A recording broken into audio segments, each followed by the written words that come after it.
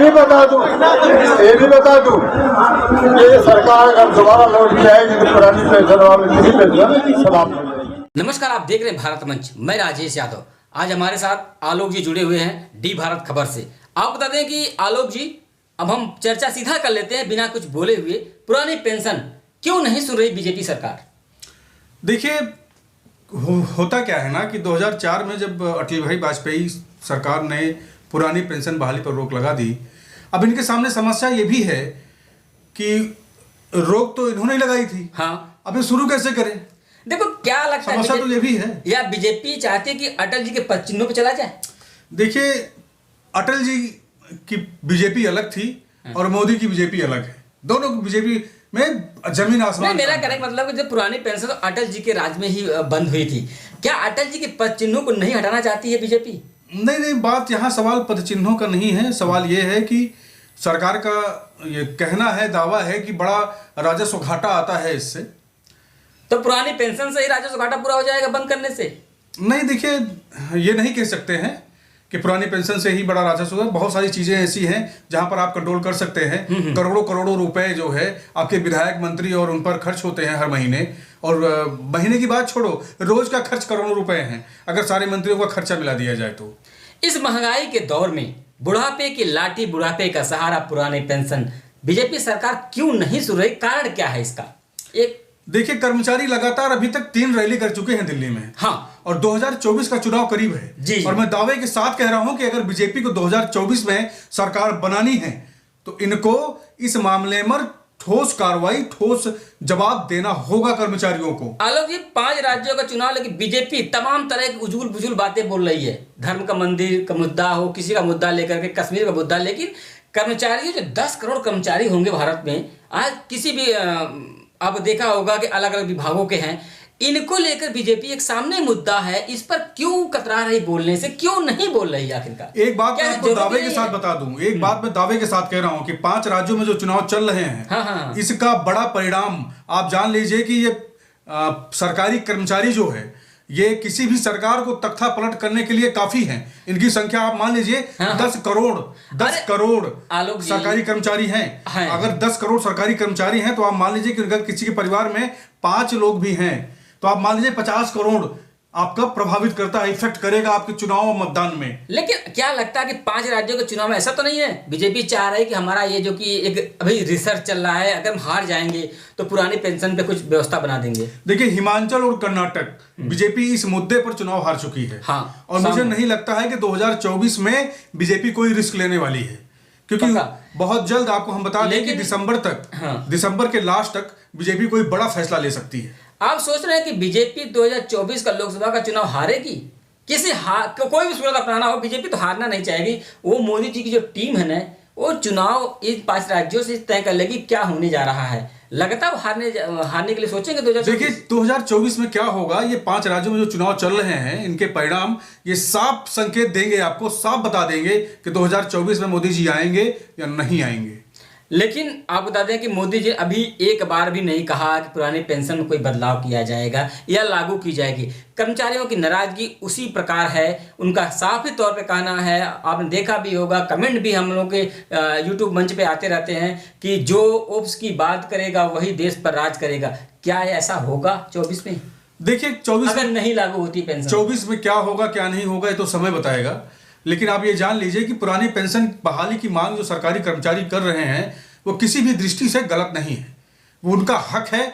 आपको बता दें कि 1981 में जस्टिस चंद्रचूड़ वाई चंद्रचूड़ का एक बयान आया था कि सरकारी कर्मचारी ये अपना हक मांग रहे हैं, ये आपसे रिक्वेस्ट नहीं कर रहे हैं, ये इनका अधिकार है, आपको देना होगा, क्योंकि इनको बुढ़ापे में हम बेसहारा नहीं छोड़ सकते।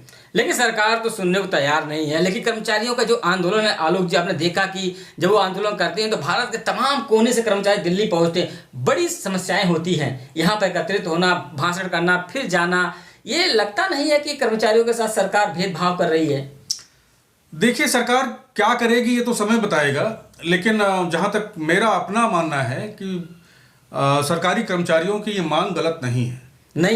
मेरा सवाल इसमें यह भी है कि जो हाई रैंक के अधिकारी हैं उनकी तो पेंशन बहाल कर रहे हैं, जिनकी सैलरी अच्छी खासी है, लाख 1.5 लाख सैलरी है, उनको तो पुरानी पेंशन मिल रही है 1 रैंक के लिए। लेकिन इनको क्यों नहीं मिल रही? जो 4th क्लास कर्मचारी हैं, उनका घर है, बेटी की शादी है, बेटे की पढ़ाई लिखाई है, दवाई है, दर्पण है, बाप मतारे की सेवा, इनको क्यों नहीं दी जा रही है? जरूरत इन्हें है।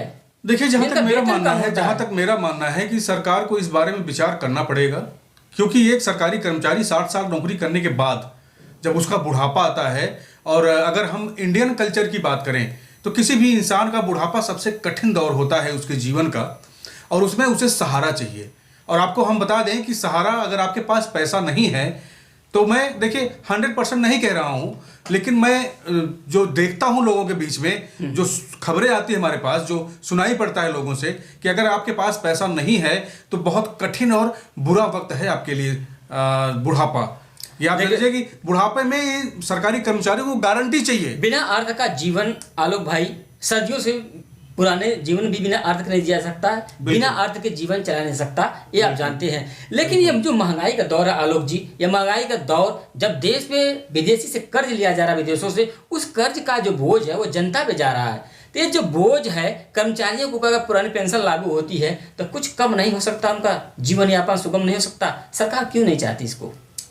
देखिए, मुझे लगता नहीं है कि इस बारे में अभी तक कोई ठोस फैसला सरकार ले पाई है, क्योंकि देखिए चुनाव हर कोई जीतना चाहता है, और वो भी बीजेपी जो इस समय अगर क्रिकेट की भाषा में कहें तो टॉप ऑर्डर में खेल रही है। ये तो है, ये तो है, राजनीति में टॉप ऑर्डर हाँ, है। तो जहां तक बीजेपी की बात है, बीजेपी हर हाल में 5 राज्यों में जो चुनाव चल रहे हैं उसे जीतना चाहेगी। आलोक जी, मैं आपको रोकना इसलिए चाहूँगा कि जब मैं कवर कर रहा था, आपने देखा कि जंतर मंतर रहा हो, चाहे वो रामलीला का मैदान रहा हो, लोगों का बीच में ना एक बड़ी कहेंगे भावनात्मक जो बातें थी, लोगों के स्ट्रीम मीडिया यहाँ पर नहीं आया, हम लोग खबर कौन दिखाएगा। लेकिन जो ये यूट्यूबर हैं, जैसे आप हैं, हम हैं, हम लोग लगे रहते हैं इन लोगों को खबर दिखाने के लिए, लेकिन इन लोगों की एक ही मांग है कि जो बड़ी स्ट्रीम मीडिया वो हमें दिखाए। ऐसा इन लोगों के मन में क्यों ऐसी भावनाएं आती हैं? देखिए, ये भावनाएं गलत नहीं है। आपको हम बता दें कि देखिए, मैं 100% दावा तो नहीं कर सकता, लेकिन अगर सच कहें तो इस समय मीडिया का जो स्तर है, मीडिया का स्तर आज़ादी के बाद इतना कभी नहीं गिरा जो आज गिरा हुआ है। आलोक जी, जो वर्ल्ड में मीडिया का, जो भारत का जो रैंक है ना, इंडेक्स में, इंडेक्स पावर की अगर बात करते हैं तो 162वां रैंक है। पाकिस्तान की मीडिया से भी भारत की मीडिया विश्वसनीय हो गई है। पाकिस्तान की मीडिया 140 रैंक पे है, और हमारे देश की इंडेक्स पावर मीडिया जो है 162 यानी 160 के ऊपर जा रही है। आप सोचिए कि हमारे देश की जो मीडिया है, इसकी विश्वसनीयता जो खत्म होती जा रही है। बिल्कुल विश्वसनीयता इनकी गिरी है। आपको हम बता दें कि बड़े बड़े चैनल जो राष्ट्रीय मीडिया हैं, उनकी ये स्थिति हो गई है कि वो यूट्यूब प्लेटफॉर्म पर अपने आप को प्रेजेंट कर रहे हैं, क्योंकि उनको जो मन में भावनाएं बोलना चाहते हैं वो नहीं बोले, क्योंकि व्यवसायिक पर बोलने नहीं देंगे उनको। खबर मैं बता रहा हूँ कि अगर सैटेलाइट टीवी की बात करें तो लोगों का धीरे धीरे आकर्षण अब धीरे धीरे खत्म हो रहा है। लोग यूट्यूब देखना चाहते हैं, यूट्यूब पर उन्हें हर प्रकार की खबरें मिल जाती हैं, उनके मन की खबरें मिल जाती हैं। जनता को विश्वास भी करना चाहिए, क्योंकि देखो, मैं ये नहीं कहूँगा यूट्यूब पर लोग जनमत को जुटा करके कुछ लोग एजेंडा चलाते हैं, वो अलग बात है, लेकिन यूट्यूब जो खबरें होती है वो धरातल खबरें होती हैं, बिल्कुल होम ग्राउंड लेवल की खबरें होती है भाई, होती है। इसलिए जो पुरानी पेंशन अगर बात करते हैं आलोक जी, तो जो कर्मचारी है वो भी सोचें कि सोशल मीडिया का जमाना है। आप कोई बात अगर यूट्यूब माध्यम, चाहे वो आपका ट्विटर माध्यम हो, आप स्ट्रीम मीडिया के चक्कर में पड़ेंगे तो स्ट्रीम मीडिया के मैं यही कह दूंगा कि स्ट्रीम मीडिया बिना मालिक के, जैसे कुत्ता दुम नहीं लाता, वही हाल है। इसलिए आप लोग अपने मन में इस प्रकार की जो भावनाएं हैं निराशा की, वो न लेके आए। आप लोगों के साथ हम लोग हैं, और आप लोग की जो खबरें हैं, आप लोग की जो मांग है, हम लोग दिखाएंगे। आप लोग केवल हम लोगों को भी सपोर्ट कीजिए, हम लोग आप लोगों का सपोर्ट करते रहेंगे। अब आलोक जी, रही पेंशन की बात, तो कांग्रेस क्या 2024 का जो लोकसभा का चुनाव है, अगर बीजेपी लागू नहीं करती है, कोई एजेंडा नहीं बनाती है, एनपीएस में कोई बदलाव नहीं लाती है, तो क्या कांग्रेस राहुल गांधी के सवारी भर पाएगी 2024 का?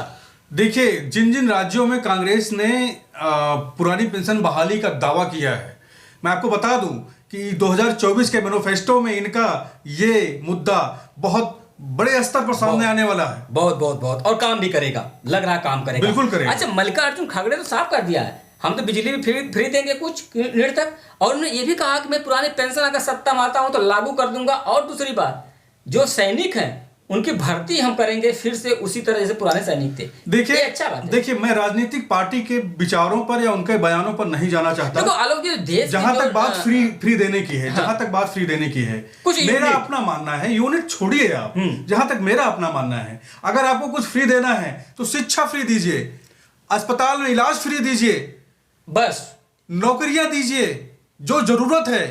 लोग बेरोजगार घूम रहे हैं, किसी के पास जॉब नहीं है, घर कैसे चलेगा उनका? कुछ देना है तो शिक्षा फ्री करिए आप। 18% जीएसटी जो है एजुकेशन पे लग गई है, लगा हुआ है। क्या चल रहा है देश में? मजाक बन गया है। आलोक जी, यही मैं कह रहा हूं आपसे कि सरकार फ्री करती, अगर शिक्षा मेडिकल दोनों फ्री कर दिया जाए तो कहीं ना कहीं इसका जो कि लाभ जो एनपीएस है उस पर। भाई एक बात बताइए, अगर शिक्षा फ्री कर दी गई तो आप सवाल नहीं पूछोगे सरकार से? यही तो होना चाहिए था। हमारी स्ट्रीम मीडिया दिखाते क्यों नहीं है? मीडिया नहीं दिखाएगी भाई, ये मुद्दा है, ये होना मुद्दा चाहिए है, लेकिन मीडिया क्यों दिखाएगी? आपको शिक्षा की बात करो, आप रोजगार की बात करो, आप मेडिकल की बात करो। नहीं। एक गरीब मेडिकल से अपनी चिकित्सा नहीं करा पाता है, इलाज नहीं मैं करा कह पाता। रहा हूं कि भारत के प्रधानमंत्री नरेंद्र मोदी जी का पूरी दुनिया में या विश्व में डंका बजे, उसे एक आम आदमी का पेट नहीं भरेगा। ये तो आम जन मैं मीडिया की बात कर रहा हूं। हकीकत है ये 24 हकीकत है। घंटे जो ग्राउंड लेवल की खबरें हैं, जो जरूरत है आम आदमी की, जो आम आदमी की नीड है, उसे ना दिखाकर दिन रात मीडिया सिर्फ डंका बजा रही है। लेकिन ये मीडिया का जो रोल है लोग भाई, ये कहीं ना कहीं बहुत गलत जा रहा है दिशा में। जिस पेपर को लेकर लोग इतनी विश्वसनीयता के साथ रोज सुबह शाम चाय पीकर पढ़ते थे, चाय ना पिए लेकिन पेपर जरूर पढ़ते थे, काम छोड़ पेपर पढ़ते थे, लेकिन आज पेपरों पे भी लोगों का जो विश्वास उठता जा रहा है। एक खबर नहीं पाए गए, एनपीएस को लेकर के बदलाव किया जा रहा है। ऐसा क्यों? ये सब मीडिया क्यों चाहती अभी है? मैंने कुछ दिन पहले पेपर का नाम तो मैं नहीं लूंगा, उस पेपर में ओपीएस के खिलाफ कुछ खबरें लिखी हुई थी, और मैं आपको बता दूं कि कई जगह उस अखबार को लेकर धरना प्रदर्शन भी हुआ। हाँ, जलाया भी गया। पुराने पेंशन हाँ, कर्मचारियों ने जलाया उसका भी गया। विरोध भी किया, जोरदार विरोध किया। देखिए, पेपर का काम ये नहीं है कि सरकार क्या कह रही है वो छापना। पेपर का काम है जनता के स्थानीय मुद्दों को जो विश्व सरकार के सामने लाना। आपने ये किया, ये क्यों नहीं किया, ये होना चाहिए। मीडिया का काम है, जो मीडिया दीपक का काम करती है, जो अपने उजाले से जागरूकता फैलाती है चारों तरफ, समाज को जागरूक करती है और सरकार तक ये मैसेज देती है कि यहां ये प्रॉब्लम चल रही है, इसे आप ठीक करिए। लेकिन आज मीडिया का रूप बदल गया है, स्तर बदल गया है, तरीका बदल गया है। क्या कहें हम, क्या होगा आगे तो भगवान जाने। लेकिन आपको बता दें कि आपको हर प्रकार का ग्राउंड लेवल से निकली हुई खबर आपको यूट्यूब पर लगातार आपको मिलती रहेंगी, क्योंकि एक विश्वसनीय और भरोसेमंद प्लेटफॉर्म बन चुका है इस समय यूट्यूब। आलोक, मैं आपसे लास्ट सवाल ये करूंगा कि राहुल गांधी अगर ओल्ड पेंशन को बहाल करने की जो बात कर रहे हैं, अगर 5 राज्यों में लौट के आते हैं, जिन राज्यों में हैं, अगर वहां पर दोबारा सत्ता बना लेते हैं, तो कहीं ना कहीं लगता है कि इनकी तीर सीधा निशाने पर लग जाएगी 2024 के चुनाव में। देखिए, मुद्दा तो बिल्कुल बनेगा, क्योंकि अगर ये राज्य में पुरानी पेंशन बहाली की बात कर सकते हैं, इस मुद्दे पर चुनाव लड़ सकते हैं, तो 2024 के चुनाव में इनके मैनिफेस्टो में ये मुद्दा होगा, श्योर होगा। आप अभी हमारे साथ आलोक जो डी भारत खबर से जुड़े हुए हैं और आप इनसे भी चर्चा सुन रहे थे, और हम लोग आप लोगों की जो खबरें हैं ओल्ड पेंशन को लेकर के, हम लोग चाहे दिल्ली के जंतर मंतर हो, चाहे वह आपका जिला स्तर हो, चाहे प्रदेश स्तर का धरना हो, हम लोग कवर करते रहते हैं। कृपया अपना जो विश्वास हो नहीं हटाइए, हम लोग आपके साथ हैं। देखते रहिए भारत मंच, राजेश यादव के साथ। जय हिंद, जय भारत।